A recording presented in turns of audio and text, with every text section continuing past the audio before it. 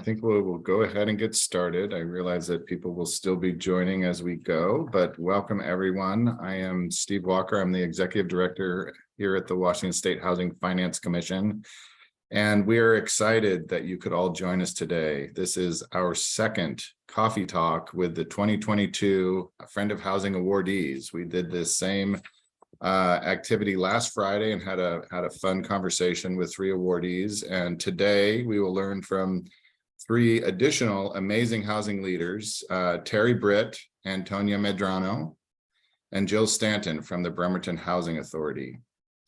We, as a reminder, we recognize them and the other 3, all of our Friend of Housing Award winners, now almost a month ago, hard to imagine, but in early October at our Housing Washington conference. Great turnout and great Friend of Housing event.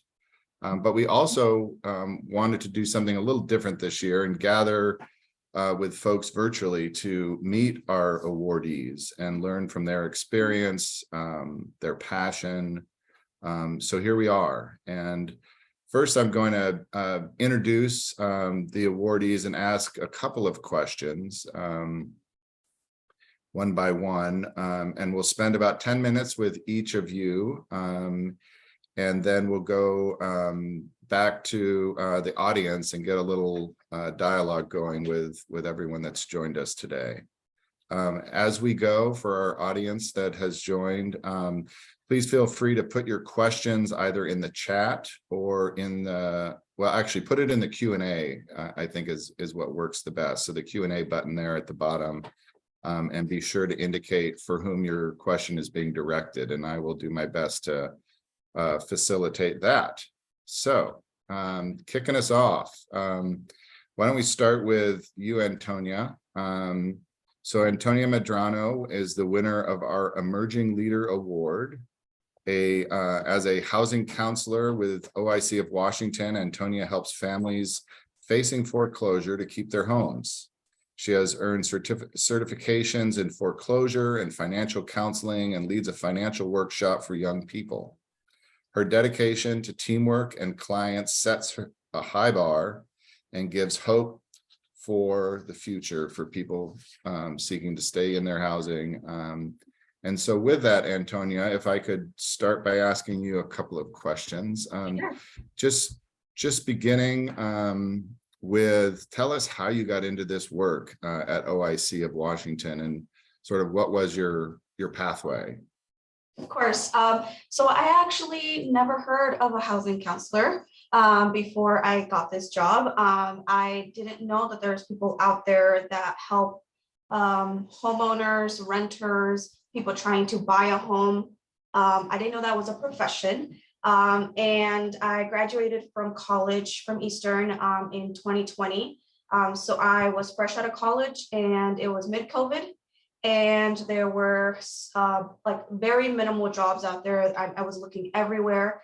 And I ended up moving to Moses Lake. I saw a posting for an intake worker at OIC, and it was just data entry, and I was like, I can do that. I'm right out of college. And then I learned about all the services that they provide, and that we have housing counselors, we have managers, supervisors. And it's a big old company in Yakima. And I started getting more into the processes that we have, the clientele, the type of people that we help, the way that we help people stay in their home and keep them out of homelessness. Was the thing that just impacted me. I wanted to be a child therapist because I got my psychology degree. And once I started getting into this job and watching my peers really do the work, and then eventually I got offered a position to be a housing counselor. And I took it just because I really liked the work that I was doing so far. And I've been here ever since, and I've really grown to love this position and the way that it gives me hope for what this program that we have is doing, and what this profession that we do have really provides for clients to stay out of homelessness. It's really empowering. Fantastic. Thank you for that. Maybe pivoting from there, what would you tell others that are new to housing counselors about how to be successful in this field? You seem to have hit the ground running and have a neat story to tell. Yeah, it was challenging at first, definitely. Like I said, it was something new that I was learning. I had to take the HUD test, which was difficult. It took a couple of tries, but eventually I got it. So it was something that I had never learned. So that's something that starting off as a fresh counselor, you'll have to do eventually. And so it is necessary in order to know everything and all the information that you need in order to provide the best services for your clients. But continuing your education, continuing the training, because this profession, what I've learned is it's changing. Not every year, every month, every day, almost I come into my office and there's something new, some new update. And so continuing my education within this, not just this company and learning what my program is doing, but overall in the state of Washington, in the whole US, just staying on top of everything is really necessary for this job, definitely. Yeah, and as you're sort of evolving into this leadership role, maybe what you could share, what are your thoughts on best ways for experienced housing professionals to mentor and support emerging leaders? Okay, so I'll take my example of my supervisor. Sure. He used to be a housing counselor and then moved on to program manager, because then I became the housing counselor. We have another housing counselor and then a new one in training now. So the way that he taught me is he literally took me fresh as I was out of college and let me run with what I was learning, with also taking his experiences and to learn from his experiences. So it's really an open mind. This job, like I said, it's changing just every day. And so there's not a set way of learning how to do things. It's not like, you get up and then you go to work and the schedule is the same, or the same clients every day. It is changing every day. And so teaching the new counselor to have an open mind, to be able to get molded just as you go, I think is really the way that I learned. And I think it was very successful because, we were mid-COVID and, we were getting so many calls with people just panicking and really wanting help. And so we just have to be flexible, really, really flexible with how we teach the new upcoming counselors that we have, as to how crazy it is, but how at the end of the day, when you get a thank you, it really is what you're looking for at the end of the day. So yeah, good for you. Such intense work at such an intense time. Yes. I 100% agree, having benefited from having some really strong mentors in my career, what that can really do for you. So thanks for sharing that. All right, here's a great question for you. You can do with this what you choose. You're in a safe space with all your friends and family here. Coming in new with fresh eyes, what do you think the system needs in terms of change or refresh in our greater housing system from your perspective? Sure. Our community is very small here in Moses Lake. And what I noticed coming in is that coming from a Hispanic background, being a Spanish speaker, that community was a little bit underserved. I think the Hispanic community, they are the least likely to buy a home, is what I'm noticing, just because of the way that they're brought up.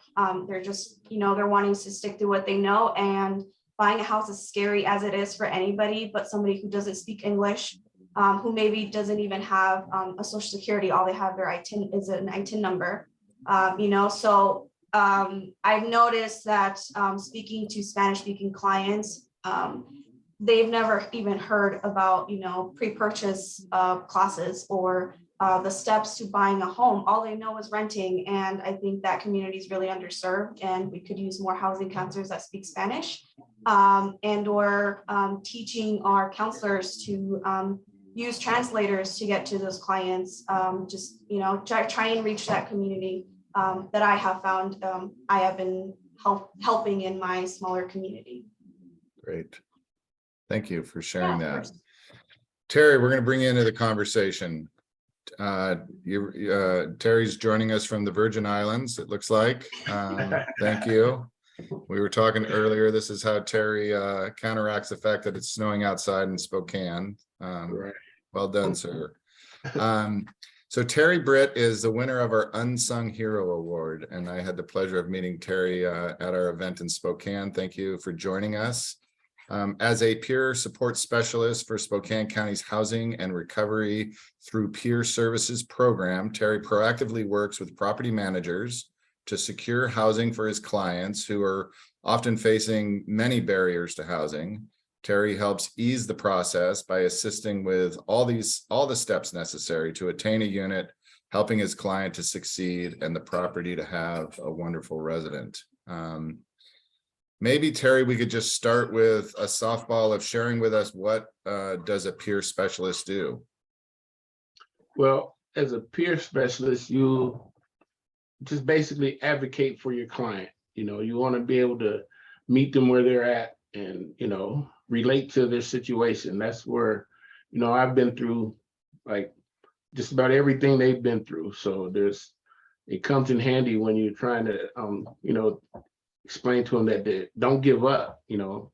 Denial is not, it's not the end of the world. We're going to keep fighting, And so I just make sure I could advocate to them, let them know that, because I've had a lot of clients before, like, okay, well, thanks for your help. I'm like, well, we're not done yet. We got, more, we got more properties to go see it. You know what I mean?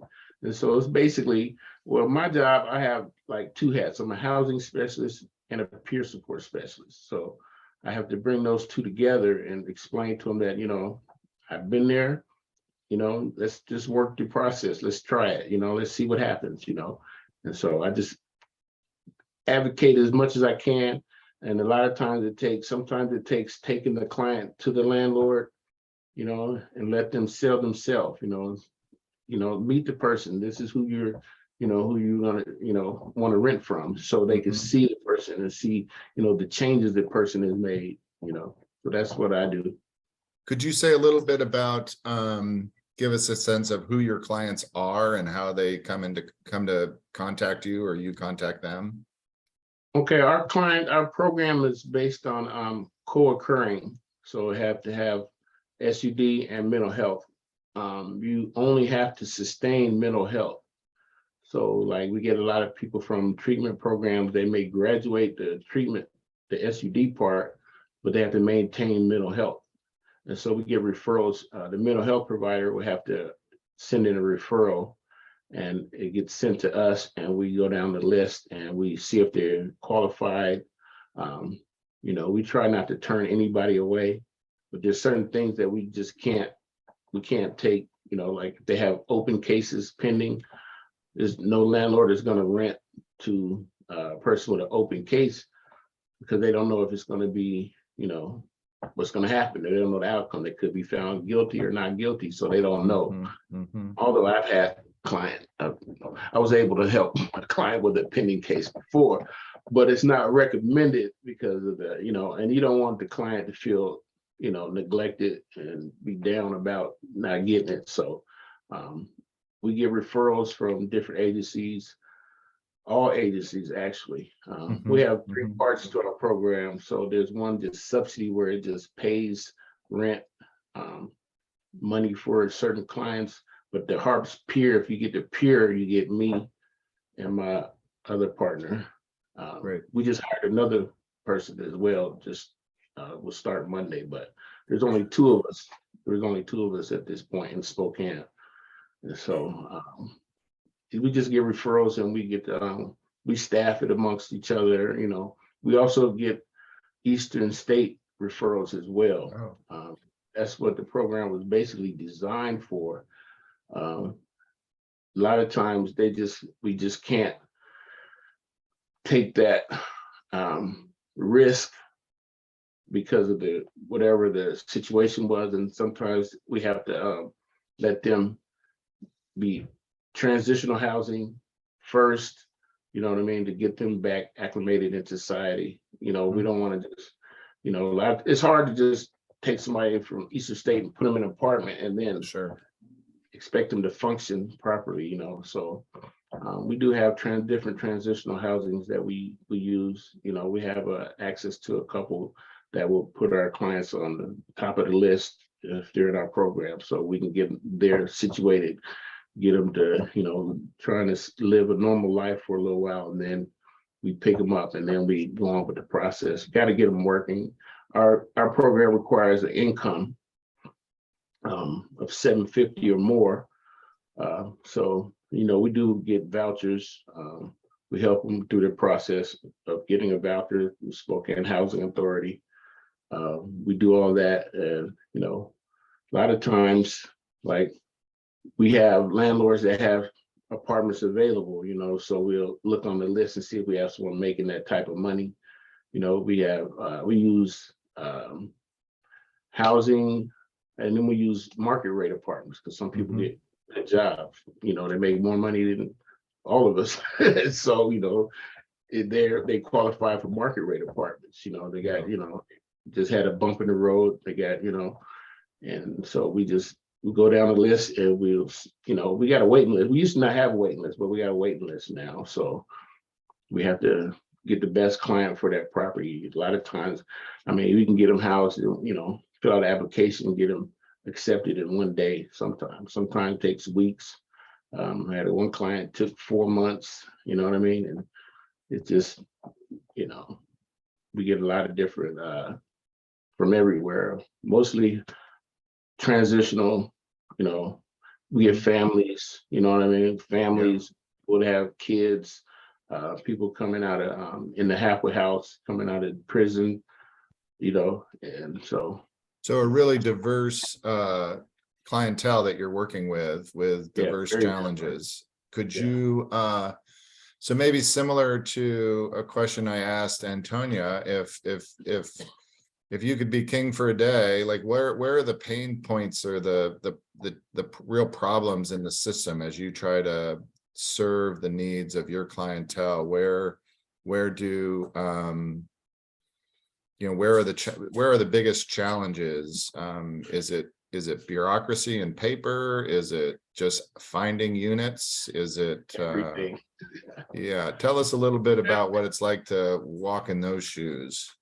Well, one of the biggest, and Terry, I'm sorry to interrupt you, but you know, on the call now are some policymakers too, and they need you have a really important perspective on what it's like to try to serve the people that programs may be designed to serve, but aren't effectively serving because of something. So what are some of those impediments that keeps you from being able to better serve or more efficiently serve your clients? Well, one of the main things I find is the credit score. A lot of places looking for a 600 or better, which if somebody was homeless or they was, you know, not likely to have a 600 credit score. And so then some of the requirements are that they have to have a 600 credit score even to get a cosigner, which has to have a 650. You see what I mean? So that creates another barrier, you know what I mean? As far as more money needs to be put out so that we can guarantee a year's rent, because most leases are a year. They want you to have a year lease, so we need to be able to, and that gets past the credit score if they can guarantee a year's rent. You know, so that's the biggest barrier we find. We have evictions that we pay off the evictions, but some people won't accept it if it's under 3 years, whatever. I mean, but there could be circumstances to the eviction. There could have been stabilization for, you know, when it happened. We had clients that was in treatment and got moved from Seattle to Spokane. They never had an opportunity to even take care of the eviction because they were in treatment, they were in stabilization, they went to treatment, and they got moved to Spokane. So they have nobody here but me, basically. Yeah. And so, you know, we have to get over that part. But I think the biggest part is credit scores, lower the requirements, you know, give them a chance. You know, people are getting it just starting. They got jobs, you know, they're working, they're doing all their treatment, they're getting their counseling, they're doing everything they need to do, and then you tell them, oh, your credit score is too low. I mean, it doesn't Can I- get big overnight, you know. Yeah. May I ask, to the extent you're willing to share any of your tricks, what are some of the ways that you work most effectively with landlords or property managers to get some of your clients into rental units in spite of some of the barriers that you just mentioned? Starbucks. Actually, it's just being, you know, being personable. I just go and I talk to them, you know, on every day. It could just be talking about their life, what they're going through. You know, a lot of times you got property managers have to bring their kids to work, you know, because they don't have, they don't live on site, or if they do live on site, they bring their kids because they, you know, a lot of these properties do have like programs for kids during the summertime too, so they feed them lunches, things like that. So I bring the kids things. I come and you know, just meet with them and talk to them about regular stuff, not about housing all the time, you know what I mean? And then, you know, I like to bring the client to meet the landlord so they can see who their person is, you know what I mean? Like get a good idea, you know, this is who we're trying to get in here, you know. My boss lets me become a secondary co-signer, you know, not, you know, because in our program, they have to be stable before we can discharge them from our program. And so we got a client that has a job, he started working and they had to, for some reason, they lose their job. We just don't leave them. So, and in order for them to keep their apartment, we have to, you know, basically guarantee that we'll pay the rent if for whatever reason, Mhm. you know. So we can't pay it all at once, but I can say for the length of the lease, he will be in our program and we will, if need be, we will be responsible for the rent. So I've had to do that a few times. I had to clear with my boss on wording, how to word it, so it doesn't say that I'm just going to be the co-signer, just that, you know, they're in the program, they're in compliance, you know. We had to write many appeals. One property had a eviction forgiveness program, extra deposit, you know what I mean? So try to find all the loopholes and, you know, and then basically the main thing is to get the landlord on your side.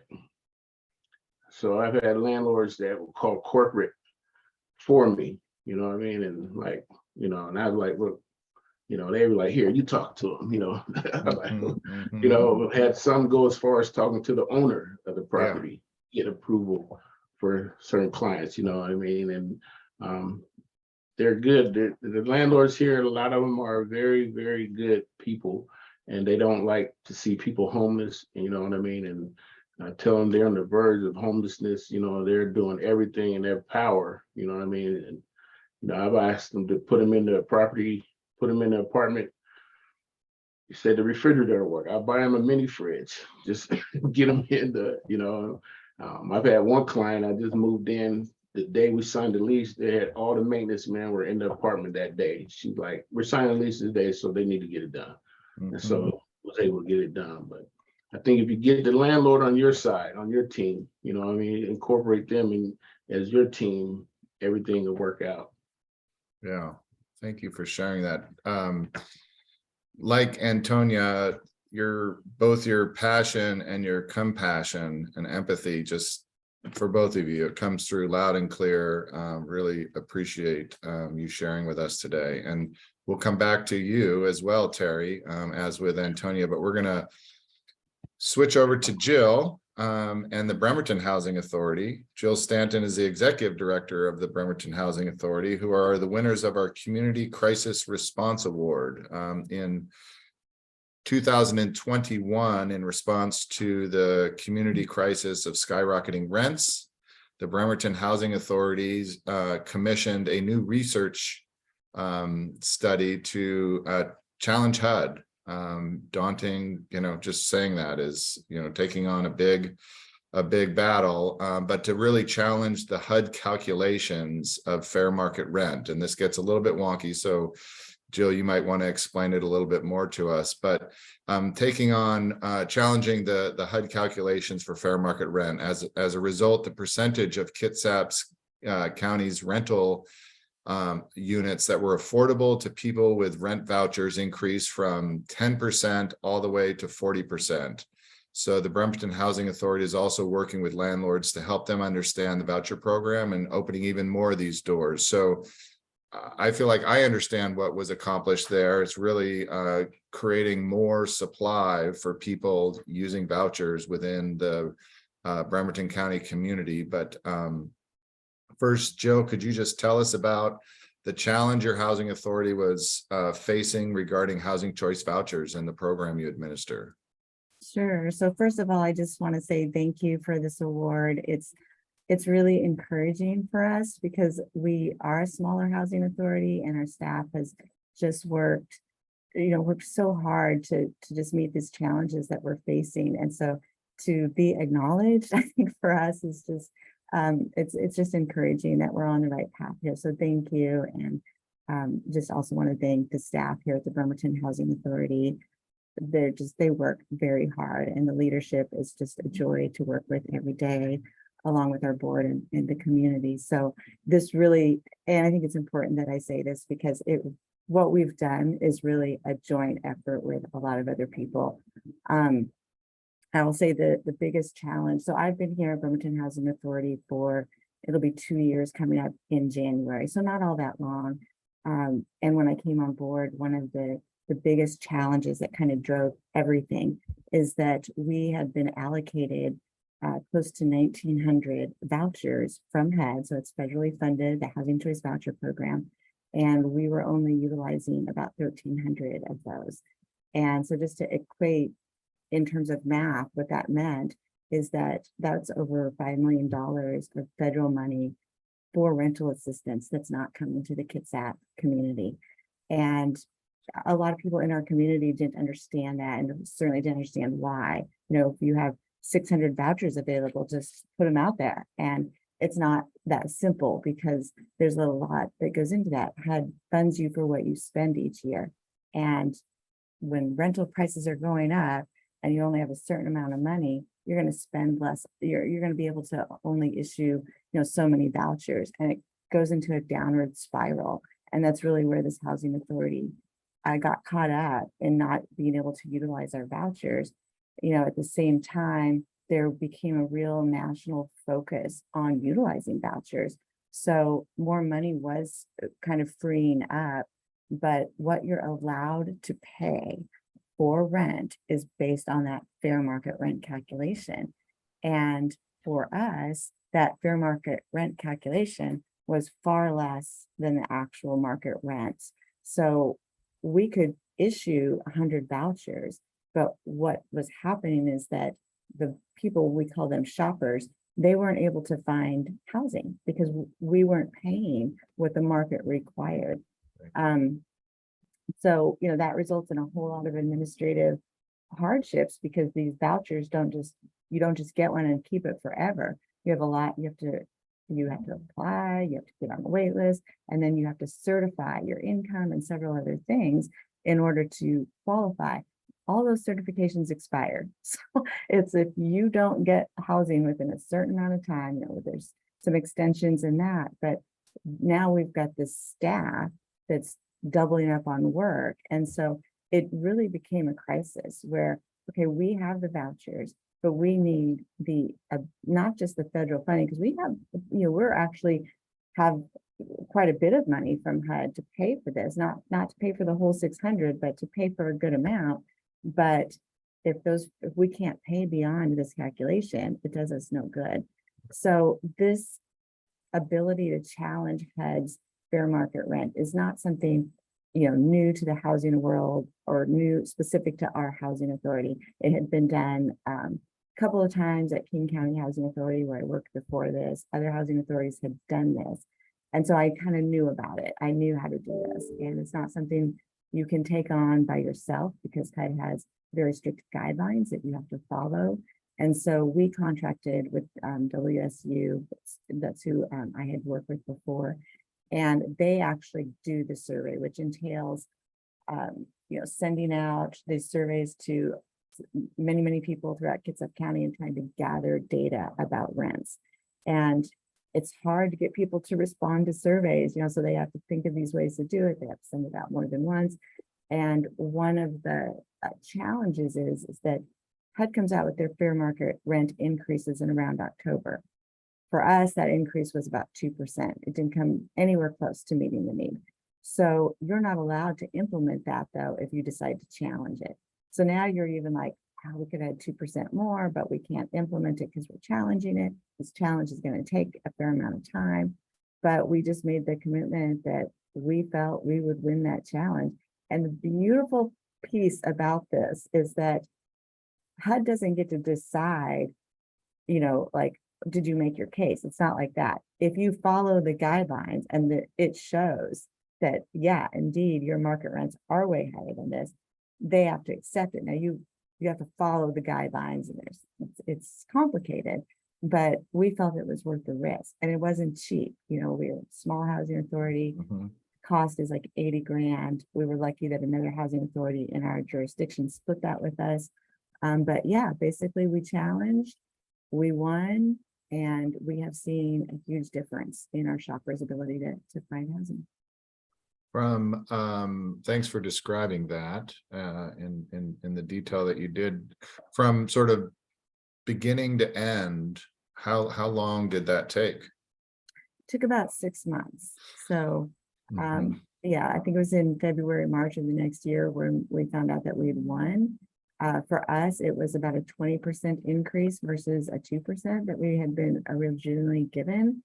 So it was significant. And as you said previously, it made 40% of these units available to our shoppers, whereas before we had 10%. And these are low numbers. There's not a lot of rents, affordable rental units available anyways in Kitsap County. So it was significant. And so tell us how, like, as you now are working towards a different income chart, how have the results, how would you put into words what the success looks like in the lives of the people in the community you serve? Yeah, that's a great question. So we actually, just this morning, I was kind of looking at the last 2 years. We look at on a monthly basis how many more people were getting leased up. But in the last 2 years, we have leased up almost 150 people. And now part of that was from a big project-based project that was going on in Kitsap County. It was probably 60 to 65 people, but really, so we're at almost 100 people, and that's significant here in Kitsap County. That were a result of this increase. In addition to that, though, the people that were already on our program and the landlords participating in our program, they now had an opportunity to ask for increases. So that meant that we had this opportunity to retain landlords. And we talk about landlords, they're very important to us. We need them badly. We pursue them.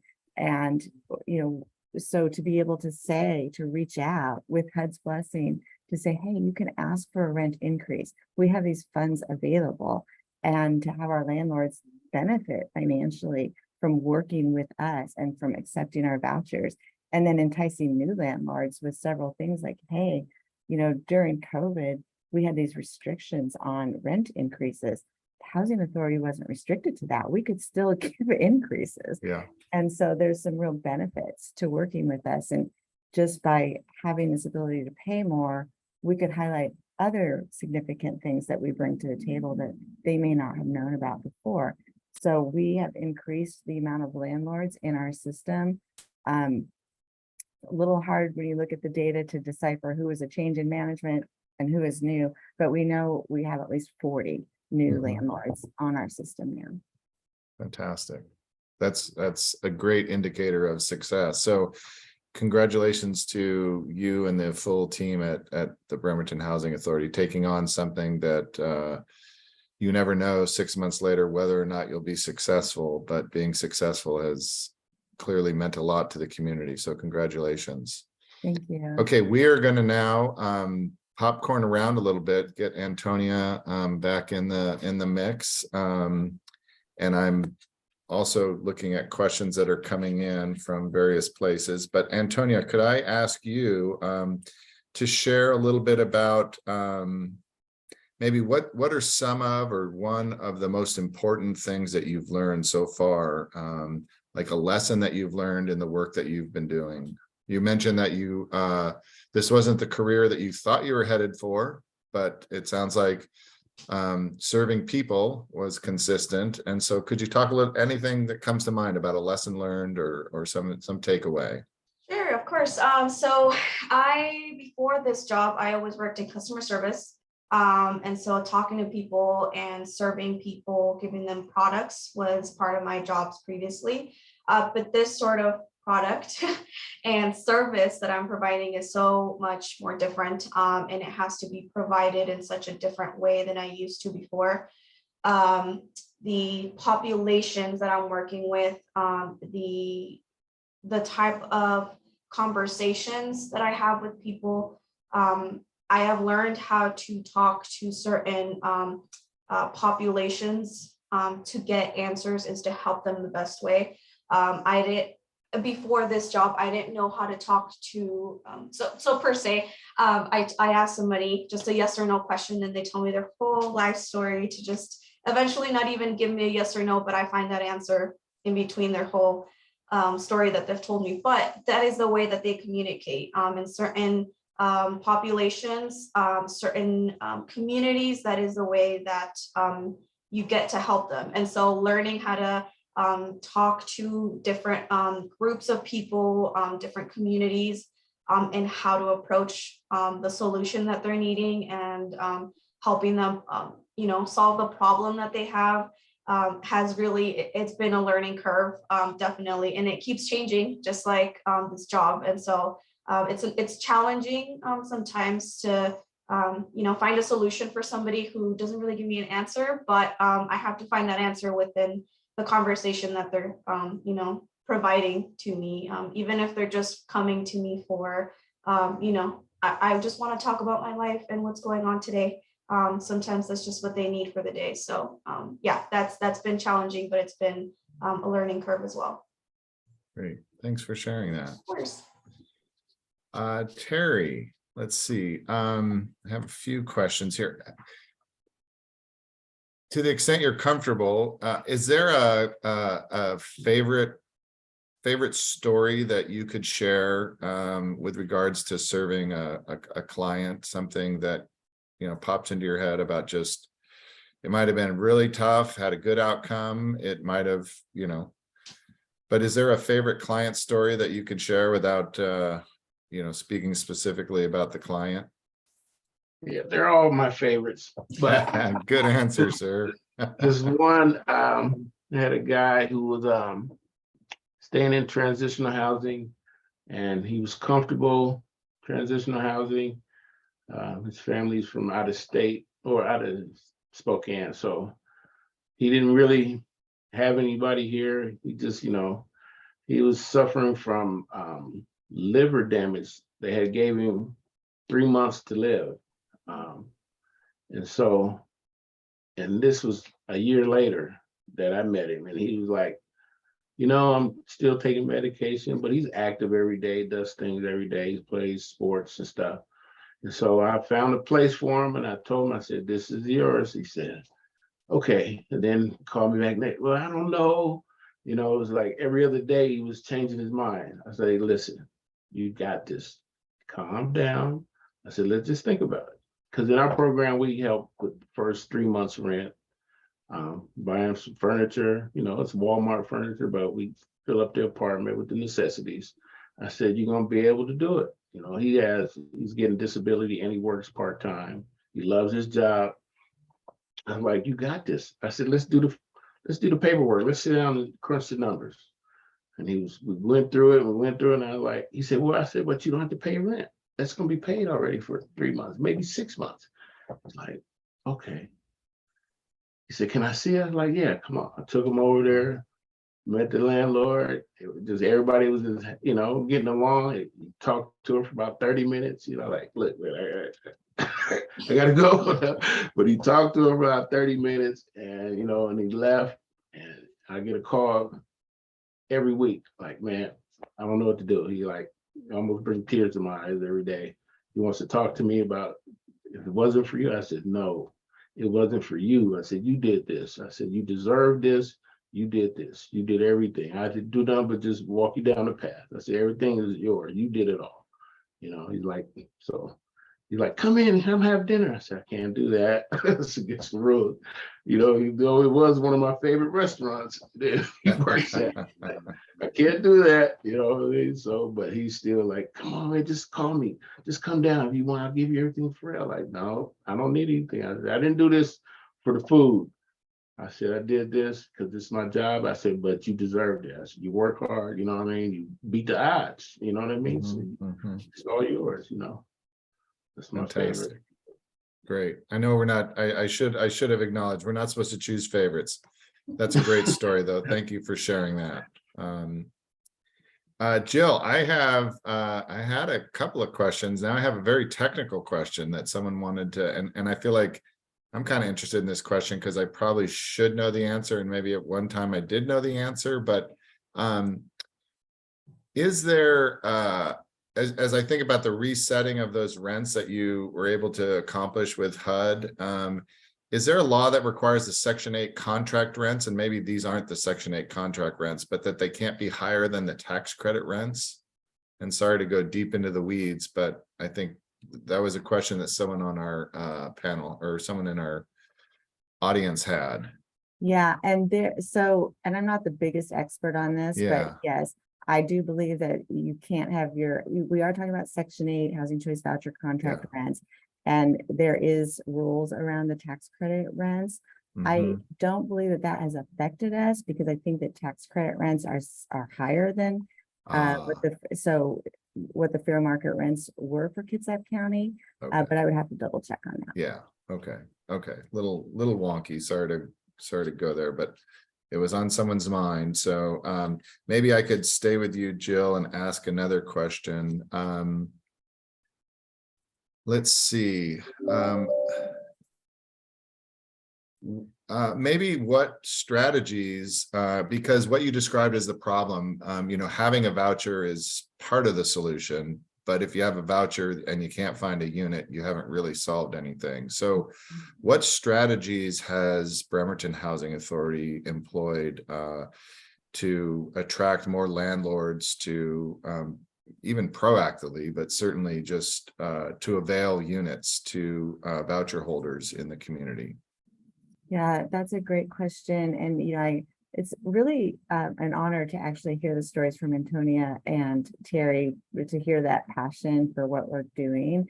And the staff here has it too. And it's such a blessing and an honor to see, because that is what is required for this work. I mean, this is not easy work. And attracting landlords into our system with these myths out there about what it's like to one, have somebody with a voucher in your property, but two, work with all of the bureaucracy of a government agency. It's challenging. It's challenging to retain landlords, and it's challenging to get new ones. So one of the first things we did was to hire a landlord liaison position. And this housing authority had not had that before. It's kind of a position that's hard to fund because our program in our administrative fees is losing money. So we're have to supplement our program, and then to add a position on top of that and say to the board, yeah, we're going to lose even more money than we lost last year because we're going to have this position, but it will pay back as we increase our landlords and as we increase our vouchers that are leased. So that was, something that our board was behind us on, something we did. We hired a wonderful person for that position. She has worked really hard on two fronts. One, outreach to landlords, making sure that our list of available units on our website is up to date at all times. She attends a lot of different events with real estate companies or groups, as well as landlord groups, and she does a lot of presenting of what it's like to work for us. And she does individual work, with individual landlords saying, here's what you can benefit from by working with us. And we will have landlords say, okay, I want to work with you. I have a unit. Can you find us somebody? And we will do that. We'll find them somebody to rent that unit. The other kind of second piece to that is working with our voucher holders. So I think it's been expressed by some of the other panel members that there's huge barriers that people have.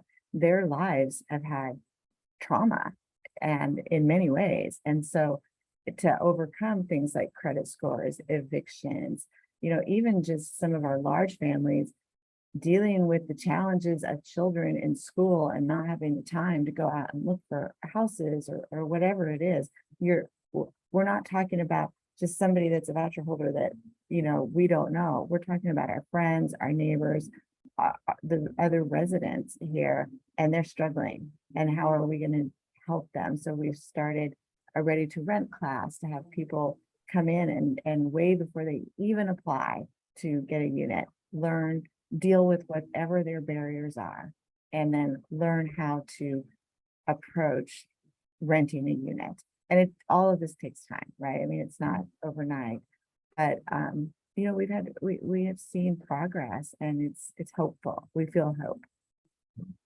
Thank you.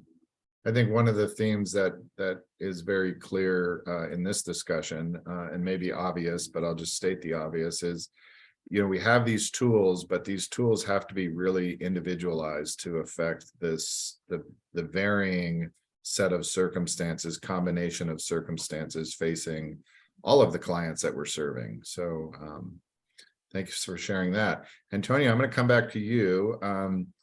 And this question is, as a housing counselor, could you please tell us more about the financial workshop for Job Corps? What outreach is being done for young people to attend that kind of workshop, and what can you share about the success of that workshop?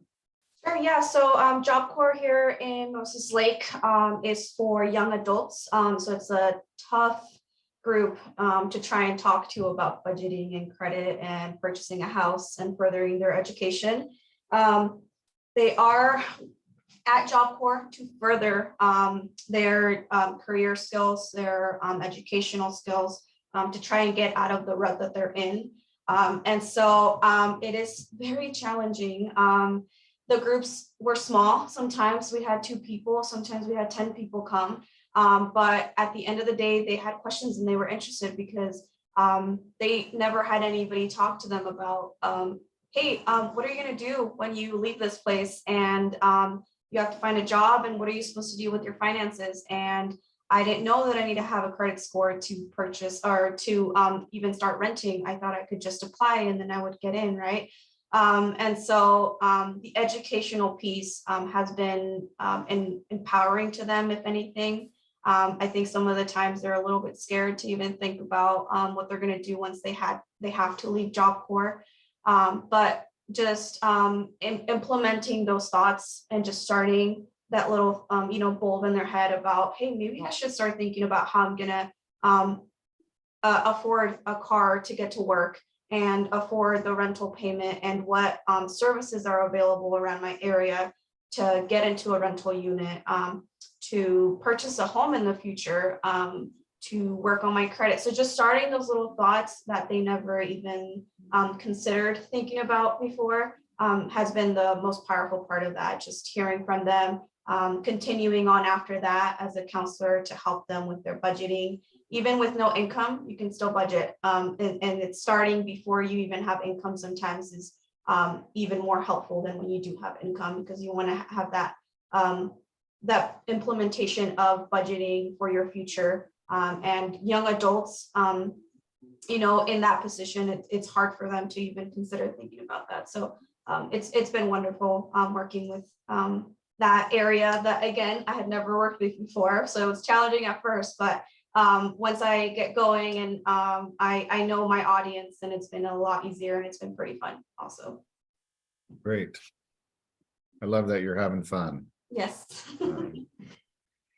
Terry, can I, a question has popped up, asking you to maybe share a little bit more about how you, and it's a little bit similar to the question I had asked Jill, just how do you get landlords on your side? Like, how do you, in spite of the barriers that you talked about, what are some of the approaches that you found successful in getting landlords on your side to help open their doors to some of your clients?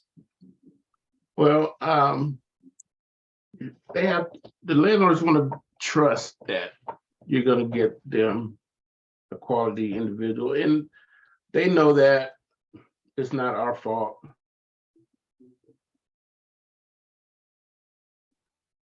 If a client doesn't complete the lease, or so we try to make sure, like I said, I like to bring the person to them so they can meet them. Don't take my word for it. You take your judgment. If you don't feel like this person is going to be, a good renter, then you make that decision. And so, but I always tell my clients, like, sell yourself. Talk about what you're doing, what you're going through. I got one client that brings, he works at a coffee place. He brings coffee in and sits it on the counter for the landlord every day, So, when we first met, I brought him up there. He had a box of coffee. He said, you drink K-cups? Like, yeah. He's like, here you go. He's like, oh, okay. You know what I mean? So it was that, just meet them, talk to them, they're people, they have a job to do, what I mean? Don't hold anything against them because they won't hold anything against you. Just, be personable, be humble, listen, what I mean? And I think one of my landlords told me, like, because applications are tough. Some of them are 1 page, some are 2 page, some are 26 pages application. And then when you return that application, you have, based on the questions answered, there's more paperwork that got to be filled out. You know what I mean? And so I'll usually go get the application, help them fill it out, bring it back. They'll go through it. Oh, I need this, I need that. I said, give it here. I go find them where you're at work, go to that lunch break, help them fill out, bring it right back the same day. You know what I mean? I try to make their job easier so they don't have to reach out to people and try to track people down. I go track them down. Yeah. Go to their job, what I mean? And, flash my badge to their boss, here to see so. They're like, okay, well, I'll go get him. Is he in trouble? No, he's fine. I'm just getting him a place to stay. Don't worry. But, I just make sure I make their job easy. And that brings them in. If they know that I can make their job easy, I get calls and say, I got an apartment. You got somebody that need it? I got a 2-bedroom. I got a 3-bedroom. I got a 1-bedroom. You got somebody? I'll be like, I'll be right back. And I go, I try to find somebody I can open up and get them in there, So just, establish, helping them out. Just help them, Yeah, there's a lot of wisdom in that, and that can transfer to all of our work in that sort of authentic approach. Yeah. Thank you. I think we have time. Jill, one more question for you. And it is, would you please tell us specifically where the funding for the landlord liaison work comes from? So we get administrative fees for our housing choice voucher program. And so we charge that position to that program. However, that program is losing money, the administrative side of it. So we have to supplement it with other income that we get from other areas of the housing authority right now. Okay, great. Thank you. Okay, we are winding down, and what I thought I would do was maybe give each of you, starting with you, Antonia, just 30 seconds or a minute or so to share with us what you would most like our audience or people working in the space that you're in, or the affordable housing industry more broadly, what you would like people to know. What would you like them to walk away with today, or any advice you have? Sure. I think we have to do something for the younger folks. I think that the younger community is where we need to start to build them up, because we get to an age where we are wanting to buy a house. We are losing our jobs. And we don't know what to do. And we don't know about housing counselors. We don't know about the services that Jill and Terry provide, and so I think doing more outreach and getting further down where, the foundation starts with the children, even getting to the schools and letting their parents know of the services, really starting younger, about finances, about budgeting, about vouchers, about just all of these services that we provide. I think it really needs to start at a younger age rather than getting these clients that are at the point of exhaustion. They don't know where to go, and they're eventually turning to us, but they're they could have had this knowledge way earlier. So I'm really hoping that by doing some of the work that I'm doing and starting with, we're going to schools and we're doing presentations about budget and credit and how important it is, just those foundational things, Yeah. and really getting out into the community and teaching that, I think is really important. Fantastic. Thank you. Of course. Terry, do you have any last points of wisdom that you'd like to impart on people about just the day-to-day work, whether it's the grind or what motivates you? I think I just want to say that give people a chance, it changes life. A chance, just believe in them, give them a chance. Lower the rent, we need that too. But give them a chance to prove themselves, you know what I mean? It helps. Lower the barriers, don't make it so hard for people to even get started, because it's a deterrent and it gets them upset with themselves, you know what I mean? And so give them an opportunity to, to thrive and to build yourself up and live a normal life. That's all. Yeah. All right. Thank you. And my only advice to you, sir, is to make sure you get in the shade a little bit today and stay hydrated. Jill, could you share, what would you like people to walk away with today? Well, complete agreement with the prior two panelists, but I would say seek opportunities to do things differently, be creative, be curious, and take those opportunities. They might be small, but that's okay. You're gonna make a difference, and to think about it from that perspective that, you might not house 100 people today, but you might house one. And for that one person, that's a huge difference. So, keep going, have hope, be encouraged. Good stuff, everyone. Thank you.